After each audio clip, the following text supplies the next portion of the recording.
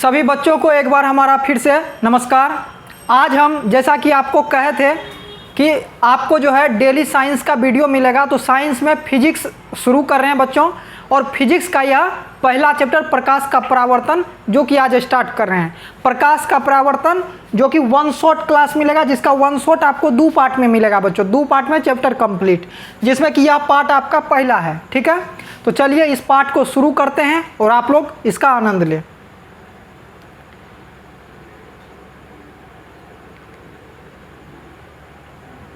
अब जैसा कि बच्चों हम शुरू करने जा रहे हैं पहला चीज, ठीक है, एक सेकंड रुक जाइएगा। तो पहला बच्चों है, सबसे पहले आपका आएगा पहले प्रकाश।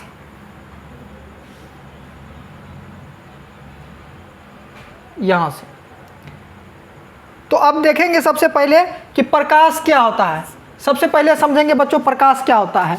तो जैसा कि आप बोर्ड पे देख रहे हैं लिखा हुआ है कि प्रकाश एक प्रकार का ऊर्जा है। प्रकाश विद्युत चुंबकीय तरंग है जिसे गमन के माध्यम की आवश्यकता नहीं होती है। यह स्वयं और अदृश्य होता है, परंतु इसी की सहायता से हम किसी दूसरे वस्तु को देख पाते हैं। चलिए इसको समझते हैं।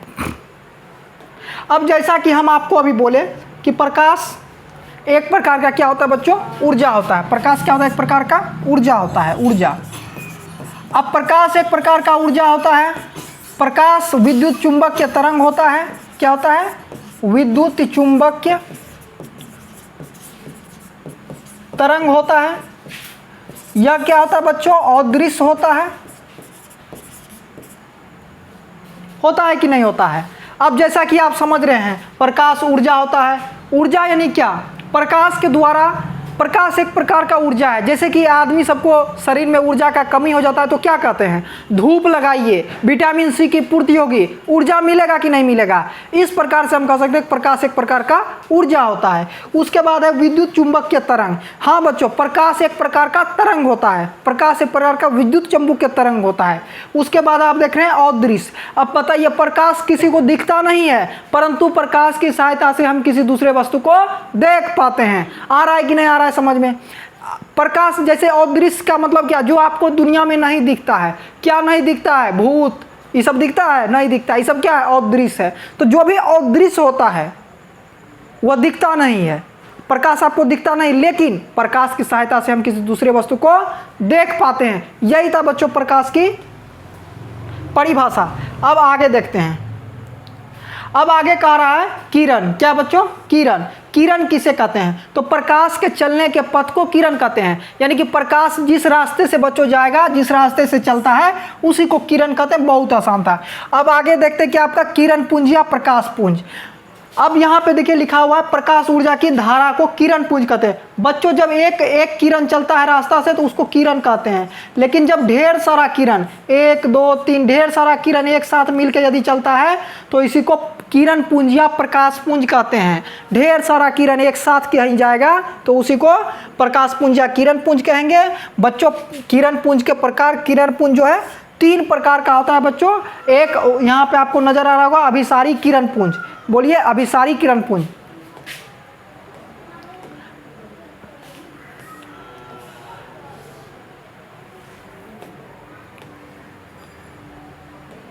अब देखिए आगे देखते हैं अभिसारी किरण पुंज। अब अभिसारी किरण पुंज जो है कहते किसको, ये देखते हैं। जब प्रकाश की किरणें भिन्न भिन्न दिशाओं से, जब प्रकाश की किरणें भिन्न भिन्न दिशाओं से एक बिंदु पर आकर मिलती है तो उसे अभिसारी किरण पुंज कहते हैं। भिन्न भिन्न दिशाओं से एक बिंदु पर आकर मिलती है। जैसे कि मान लीजिए यहाँ एक बिंदु है और यहाँ से किरण आ रहा है, इधर से आ रहा है, सब बगल से किरण आया कि नहीं आया बच्चों।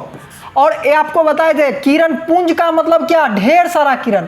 पुंज का मतलब क्या बच्चों, ढेर सारा किरण यदि एक बिंदु पे आके मिलता है तो ऐसे किरण पुंज को अभिसारी किरण पुंज कहते हैं। अगर एक बिंदु पे चारों तरफ से किरणें आकर एक बिंदु पर आके मिलती है तो उसे अभिसारी किरण पुंज कहते हैं। उसके बाद है बच्चों आपका अपसारी किरण पुंज। अपसारी किरण पुंज किसे कहते हैं, जब प्रकाश की किरणें एक बिंदु से निकलकर चारों दिशाओं में फैल जाती है उसे अपसारी किरण पुंज कहते हैं। जैसे कि मान लीजिए एक बिंदु है, यहाँ से निकल रहा है, अगर एक बिंदु से प्रकाश की किरणें चारों दिशाओं में बच्चों निकलता है तो ऐसे किरण पुंज को अपसारी किरण पुंज कहते हैं। लास्ट है बच्चों आपका समांतर किरण पुंज। समांतर किरण पुंज किसे कहते हैं, चलिए देखते हैं। जब प्रकाश की किरणें एक दूसरे के समांतर हो, जब प्रकाश की किरणें हो एक दूसरे के समांतर हो, इस तरह से एक दूसरे के क्या हो बच्चों, समांतर हो, तो ऐसे किरण पुंज को समांतर किरण पुंज कहते हैं। एकदम जोरदार मजा आ रहा है कि नहीं आ रहा बच्चों?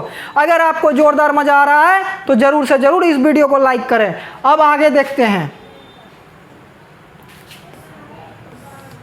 अब यहां से आपका बच्चों आया है प्रकाश स्रोत। बोलिए क्या आया है, प्रकाश स्रोत। अब देखेंगे कि प्रकाश स्रोत जो है क्या होता है। प्रकाश स्रोत को अंग्रेजी में कहते हैं बच्चों सोर्स ऑफ लाइट। बच्चों हम तो यहाँ पे आगे बढ़ते जाते हैं, लेकिन आप वीडियो को रोक रोक के पहले कंप्लीट उसको लिखना है, फिर वीडियो को आगे देखना है। अब देखिए क्या कहता है प्रकाश स्रोत, वैसा वस्तु जिससे प्रकाश उत्सर्जित, यानी प्रकाश निकलता है। उत्सर्जित का मतलब होता है बच्चों प्रकाश का निकलना। तो जिस वस्तु से प्रकाश निकलेगा उसे क्या कहते हैं, वस्तु को प्रकाश स्रोत कहते हैं। तो आप कह सकते हैं जिस वस्तु से प्रकाश निकलेगा उसी वस्तु को प्रकाश स्रोत कहते हैं। जैसा कि लिखा है, वैसा वस्तु जिससे प्रकाश उत्सर्जित होता है उसे उस वस्तु को प्रकाश स्रोत कहते हैं।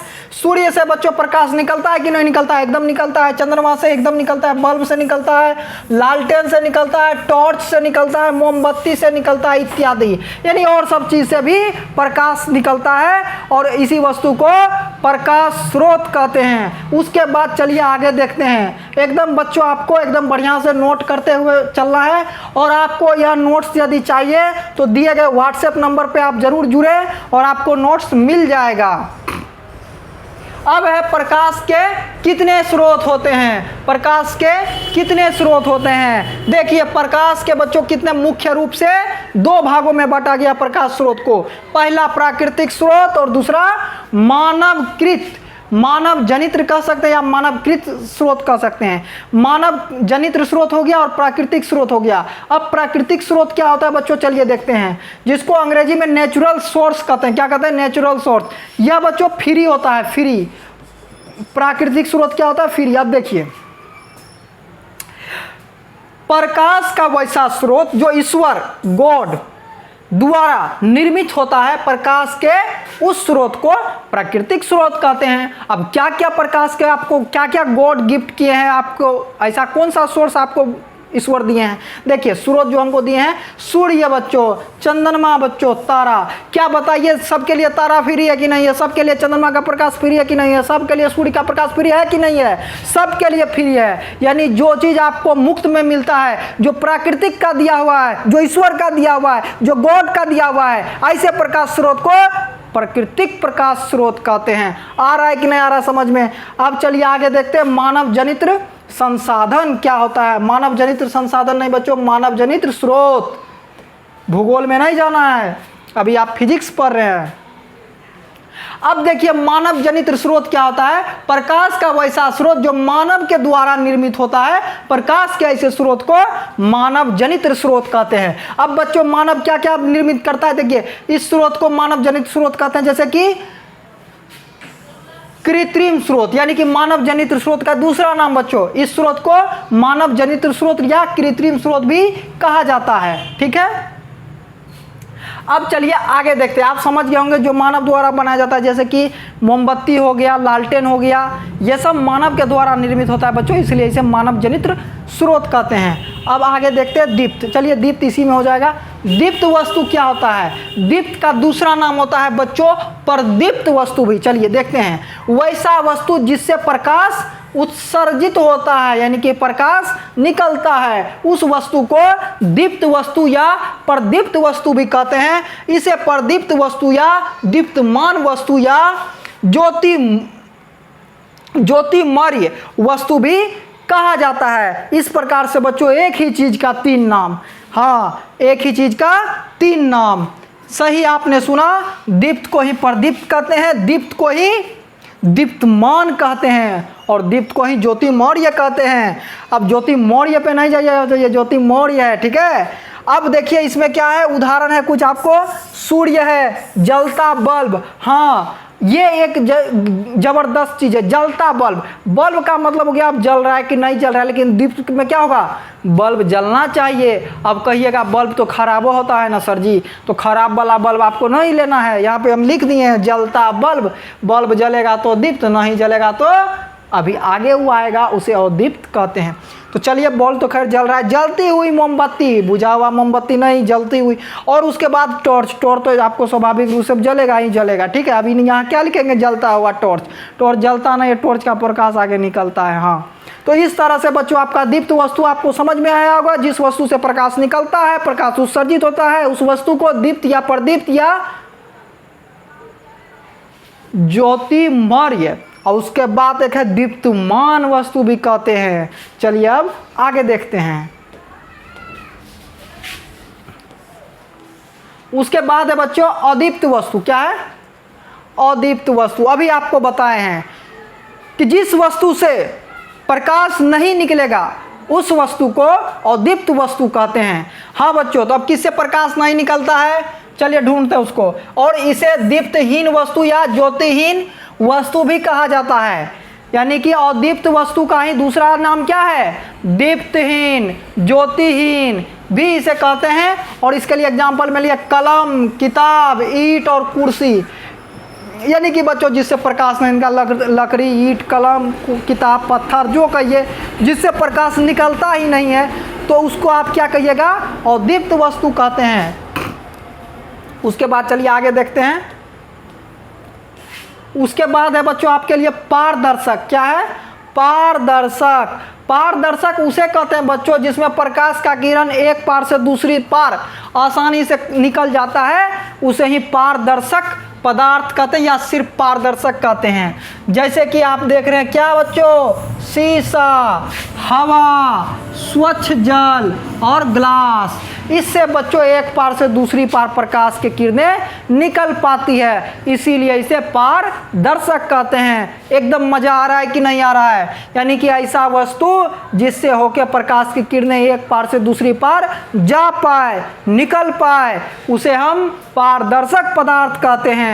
चलिए आगे देखते हैं। आगे है बच्चों पारभासक। क्या लिखे है, पारभासक। वह पदार्थ जिससे होकर प्रकाश की किरणें अंशतः आर पार हो पाती है।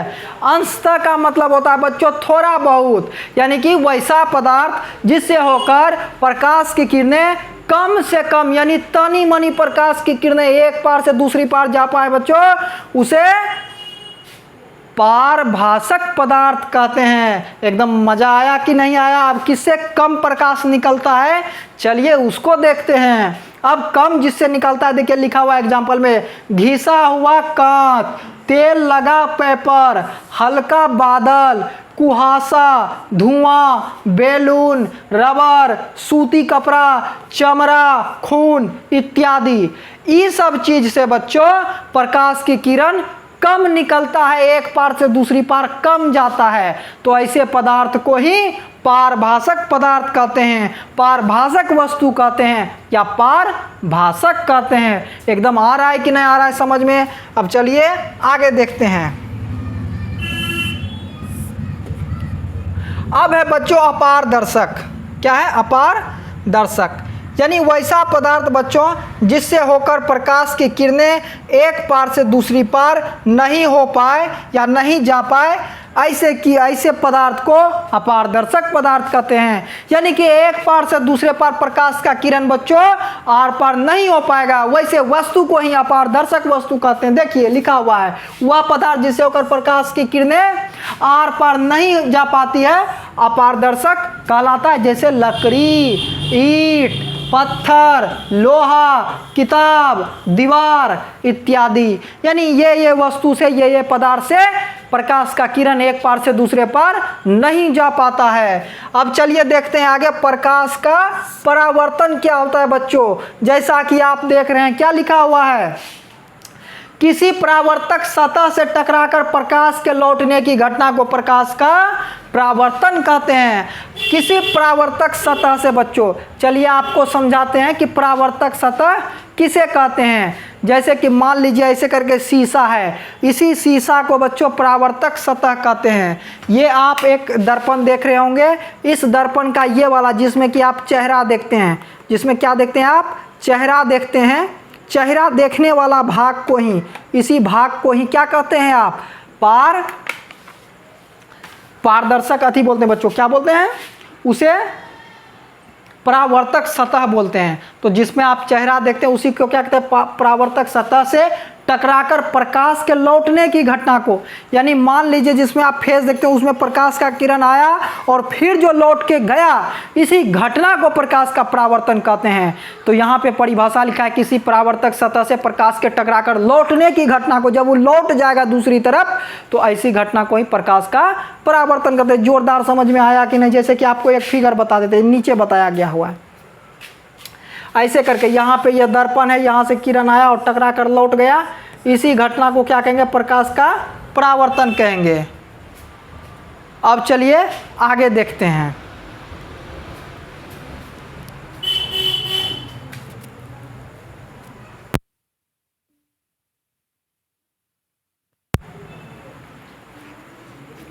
तो बच्चों चलिए आगे देखते हैं। आगे जैसा कि आप अब देख रहे हैं कि प्रकाश के परावर्तन का नियम आपको नजर आ रहा होगा। जी हाँ बच्चों, क्या नजर आ रहा होगा, प्रकाश के परावर्तन का नियम। तो अब देखेंगे बच्चों प्रकाश के परावर्तन का नियम क्या होता है। इसको थोड़ा सा ऊपर कर लेते हैं।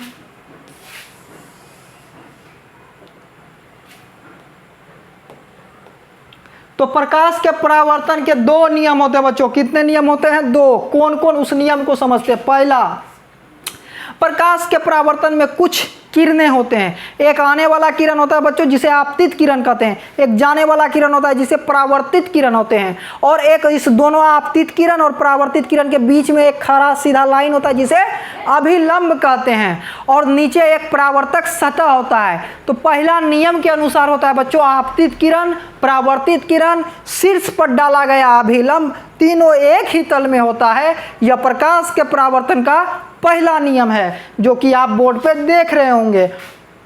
आपतित किरण, परावर्तित किरण तथा शीर्ष पर डाला गया अभिलंब तीनों एक ही तल में होता है। और दूसरा नियम होता है बच्चों, आपतन कोण परावर्तन कोण के बराबर होता है। जैसा कि आप देख रहे हैं कि यहाँ पे एक आपतित किरण है और एक परावर्तित किरण है, और यहाँ पे अभिलंब के साथ एक कोण बन रहा है। आपतित किरण और अभिलंब के साथ में जो कोण बनता है उसे बोलते हैं बच्चों आपतन का कोण, और परावर्तित किरण और अभिलंब के साथ जो कोण बनता है उसे कहते हैं परावर्तन का कोण। अर्थात प्रकाश के परावर्तन के दूसरे नियम में यह कहता है कि आपतन कोण परावर्तन कोण के बराबर होता है। कोण आई बराबर कोण आर, यानी कोण आई से आपतन का कोण को दर्शाया जाता है और कोण आर को परावर्तन के कोण से दर्शाया जाता है। तो प्रकाश के पहले नियम में कहा जाता है आपतित किरण, परावर्तित किरण तथा शीर्ष पर डाला गया अभिलंब तीनों एक तल में होता है, और दूसरा नियम कहा जाता है आपतन कोण परावर्तन कोण के बराबर होता है। अब चलिए आगे देखते हैं।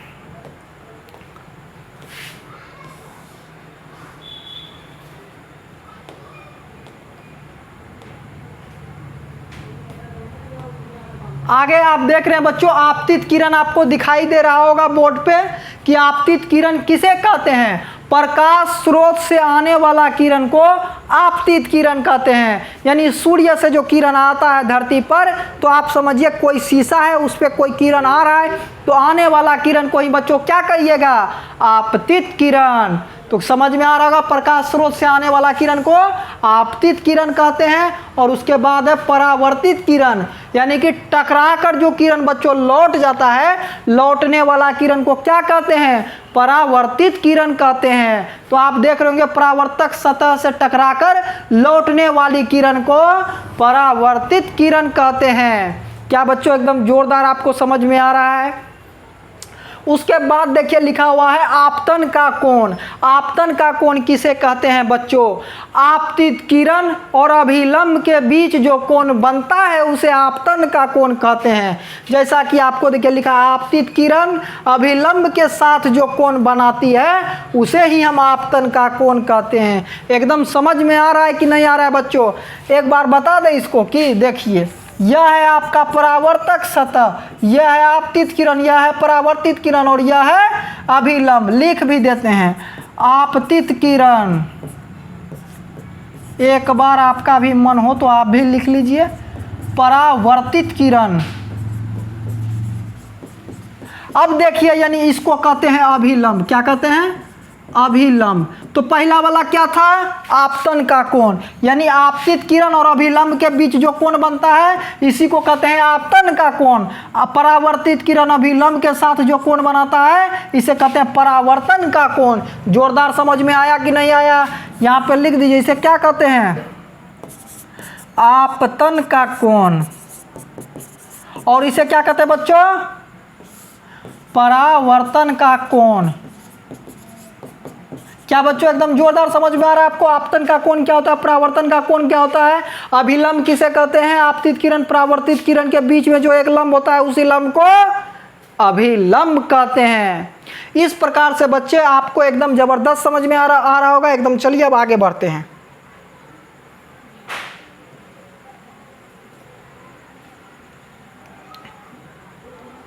अब देखिए यहां पे लिखा हुआ है परावर्तन का कोण। परावर्तन का कोण तो हो गया। छाया, क्या बच्चों? छाया किसे कहते हैं? चलिए समझते हैं। किसी प्रकाश के मार्ग में बच्चों देखिए लिखा हुआ है, प्रकाश के मार्ग में किसी अपारदर्शक पदार्थ के आ जाने से उसके पीछे का भाग अंधकारमय हो जाता है, जिसे छाया कहते हैं। प्रकाश के मार्ग में किसी अपारदर्शक पदार्थ के आ जाने से उसके पीछे का भाग अंधकारमय यानी काला हो जाता है, उसी काला भाग को छाया कहते हैं। चलिए दिखाते, जैसे कि मान लीजिए बच्चों यहाँ से अगर प्रकाश आ रहा है और यहाँ पे कोई एक वस्तु रख दीजिए तो इसके पीछे का भाग क्या हो जाता है? काला हो जाता है, ये पूरा भाग। और इसी को आप क्या कहते हैं? छाया कहते हैं। जैसा कि आप देखते होंगे कि आदमी यदि खड़ा है उसके आगे से लाइट आ रहा है तो लाइट तो प्रकाश तो आ रहा है, लेकिन हम जो आदमी हैं हम कैसा है? अपारदर्शक पदार्थ। हमारे इस पार से उस पार क्या किरण निकल पाएगा? नहीं निकल पाएगा। अभी आपको सिखाई दे अपारदर्शक पदार्थ किसे कहते हैं। यदि प्रकाश की किरणें एक पार से दूसरी पार नहीं जाने दे तो वैसे वस्तु को अपारदर्शक वस्तु कहते हैं। प्रकाश आ रहा है, बीच में खड़ा हो गए, अब हमारे ऊपर तो प्रकाश निकलेगा नहीं, तो हमारे पीछे बताइए क्या होगा? हमारे पीछे का भाग काला हो जाएगा, अंधकारमय हो जाएगा। उसी काला वाला भाग को क्या कहते हैं? छाया कहते हैं। जो एकदम आपको एकदम लग रहा होगा भूत नियन, उसी को तो छाया कहते हैं। बताइए एकदम आ रहा है कि नहीं आ रहा है समझ में? छाया किसे कहते हैं? अब चलिए आगे देखते हैं प्रतिबिंब। क्या है बच्चों? प्रतिबिंब। तो प्रतिबिंब का परिभाषा देख लेते हैं एक बार, क्या होता है प्रतिबिंब। देखिए लिखा हुआ है, किसी वस्तु से आने वाली प्रकाश की किरणें परावर्तन या अपरावर्तन के बाद जिस बिंदु पर मिलती है या मिलती हुई प्रतीत होती है उसे प्रतिबिंब कहते हैं। एकदम परिभाषा एकदम मजा आया कि नहीं आया? अच्छा लगा कि नहीं लगा? तो परिभाषा क्या था? प्रकाश की किरणें, है ना, प्रकाश की किरणें, किसी वस्तु से आने वाली प्रकाश की किरणें परावर्तन या परावर्तन के बाद जिस बिंदु पर मिलती हुई प्रतीत होगा उसी को हम प्रतिबिंब कहेंगे। ये था प्रतिबिंब का परिभाषा। अब चलिए आगे देख लेते हैं कि वास्तविक प्रतिबिंब और काल्पनिक प्रतिबिंब क्या होता है। प्रतिबिंब बच्चों दो प्रकार का होता है, एक वास्तविक प्रतिबिंब होता है और एक काल्पनिक प्रतिबिंब होता है। यहाँ से देखते हैं वास्तविक प्रतिबिंब और काल्पनिक प्रतिबिंब के बारे में। अब देखिए वास्तविक प्रतिबिंब का परिभाषा क्या होता है। वास्तविक प्रतिबिंब का बच्चों परिभाषा होता है, किसी वस्तु से आने वाली प्रकाश की किरणें परावर्तन या अपरावर्तन के बाद जिस बिंदु पर मिलती है उसे वास्तविक प्रतिबिंब कहते हैं। और इसका क्या होता है? देखिए वास्तविक प्रतिबिंब हमेशा उल्टा होता है और इसे पर्दे पर उतारा जा सकता है। वास्तविक प्रतिबिंब को बच्चों पर्दे पर उतारा जा सकता है और वास्तविक प्रतिबिंब हमेशा उल्टा होता है, हमेशा। अब काल्पनिक प्रतिबिंब देख लेते हैं। काल्पनिक प्रतिबिंब क्या होता है? तो प्रकाश स्रोत से आने वाली प्रकाश की किरणें, देखिए किसी वस्तु से आने वाली प्रकाश की किरणें परावर्तन या अपरावर्तन के बाद जिस बिंदु पर मिलती है या मिलती हुई पर देखिए लिखा हुआ है किसी वस्तु से आने वाली प्रकाश की किरणें परावर्तन या अपवर्तन के बाद जिस बिंदु पर मिलती हुई प्रतीत होगा, जो मिलती हुई प्रतीत होगा उसे काल्पनिक प्रतिबिंब कहते हैं। और काल्पनिक प्रतिबिंब हमेशा कैसा होता है? सीधा होता है। काल्पनिक प्रतिबिंब हमेशा सीधा होता है और इसे पर्दे पर उतारा नहीं जा सकता है। यह हमेशा सीधा होता है और काल्पनिक प्रतिबिंब को पर्दे पर उतारा नहीं जा सकता है। अब एक देखिए आपके सामने में लिखा हुआ है नियमित परावर्तन। बच्चों दो चीज़ है, एक नियमित परावर्तन होता है, एक और नियमित परावर्तन होता है। चलिए इसको समझते हैं। जो नियमित परावर्तन है इसका मतलब क्या है? बच्चों नियमित परावर्तन का अर्थ हुआ कि यदि कोई परावर्तक सतह है जिधर से प्रकाश का किरण आया उसके एक दूसरे तरफ जो लौट जाएगा वो एक नियमित परावर्तन होगा। लेकिन प्रकाश का किरण आया और जो लौटने वाला किरण होगा यदि वह प्रकाश के परावर्तन के नियम को फॉलो नहीं करता है तो वह अनियमित परावर्तन कहलाएगा। एकदम जोरदार समझ में आया कि नहीं आया? तो अब प्रकाश के परावर्तन के नियम को फॉलो करने का अर्थ क्या हुआ? यानी जो किरण एक बगल से आएगा दूसरा बगल भी उतने डिग्री पे किरण जाना चाहिए। कारण प्रकाश के परावर्तन के दूसरा नियम के अनुसार कहा जाता है कि आपतन का कोण बराबर परावर्तन का कोण होगा। और यह तभी बच्चों बराबर होगा जब आपतित किरण परावर्तित किरण बराबर होगा। एक ही दिशा में इधर से आया दूसरा दिशा में गया और एक ही डिग्री का कोण बनाया। जैसे उधर मान लीजिए 30 डिग्री का बना तो इधर भी आपतन का कोण 30 डिग्री, तो परावर्तन का कोण भी 30 डिग्री होगा।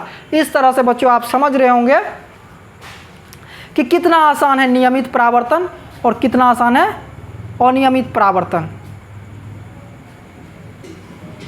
तो अब देखते हैं नियमित परावर्तन तो हो गया, समझ ही गए होंगे। नियमित परावर्तन एक बार समझा देते हैं। जब प्रकाश की किरणें किसी समतल सतह से टकराती है तो वे किरणें एक नियमित क्रम में तरीके से परावर्तित होती है। प्रकाश के इस प्रकार के परावर्तन को नियमित परावर्तन कहते हैं। और एक बात बच्चों ध्यान रखिएगा, नियमित परावर्तन होने के लिए उसका परावर्तक सतह बिल्कुल समतल होना चाहिए, बिल्कुल एक जैसा। जैसे कि आप देखे होंगे क्या बोला जाता है, वो लगा हुआ होता है टाइल्स जो लगा हुआ होता है वहाँ पे नियमित परावर्तन होगा। अब चलिए देखते हैं अनियमित परावर्तन।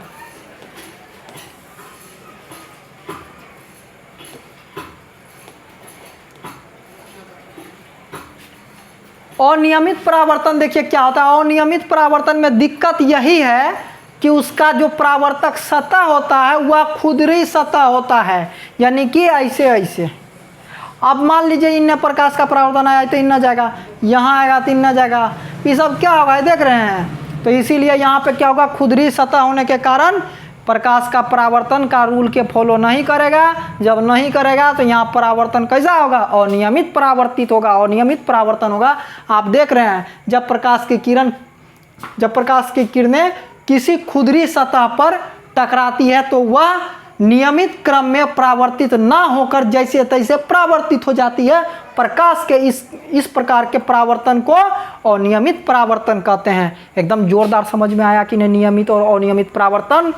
तो ज़रूर से ज़रूर कमेंट करें यदि आपको समझ में आ रहा है। किसी प्रकार का दिक्कत हो रहा है फिर भी कमेंट करें, आपके कमेंट को देखकर आपके तकलीफ को दूर किया जाएगा। अब चलिए देखते हैं कि दर्पण क्या होता है। दर्पण बच्चों यहाँ तक इस टॉपिक तक पहुँच गए हैं, बहुत अच्छा बात है। और आप लोग कंप्लीट वॉच कर रहे हैं ताकि आपके एग्ज़ाम में किसी भी प्रकार का दिक्कत बच्चों ना हो। हम भी यही चाहते हैं कि आपको एग्जाम में दिक्कत ना हो, जिस कारण से एकदम परिभाषा टू परिभाषा आपके सामने में लेके आ रहे हैं। एक भी क्वेश्चन यहाँ से नहीं छूटेगा, चाहे वह एग्जाम 2024 का हो, 25 का हो, 26 का हो, 50 का हो, क्वेश्चन यहाँ से ही आएगा। इसका हम आपको गारंटी देते हैं। यहाँ से बाहर क्वेश्चन नहीं आएगा, हमारा नोट से एक भी क्वेश्चन बाहर नहीं आएगा। बस आपको क्या करना है, जो आपको पढ़ा रहे हैं इसको कंप्लीट घर में लिखना है और पढ़ना है। अगर आपको नोट्स चाहिए तो दिए गए व्हाट्सएप नंबर से ज़रूर जुड़े, आपको नोट्स भी मिलेगा। चलिए आगे देखते हैं कि दर्पण क्या होता है। दर्पण में बच्चों एक रूल फॉलो करता है, उस रूल को ही कहते हैं प्रकाश का परावर्तन। यानी कि देखिए लिखा हुआ है कि वह परावर्तक सतह जिसका एक भाग रंगा हुआ हो तथा जिसका दूसरा भाग से एक निश्चित नियम के अनुसार प्रकाश का परावर्तन होता हो, दर्पण कहलाता है।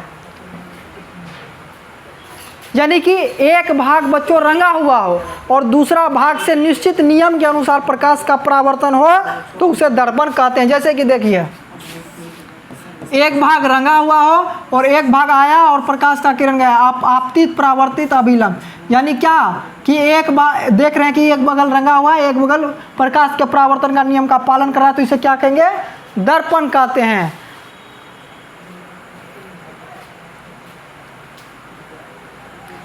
तो समझ गए होंगे बच्चों कि दर्पण किसे कहते हैं? समझ गए होंगे आप दर्पण किसे कहते हैं। आप चलिए आगे देखते हैं।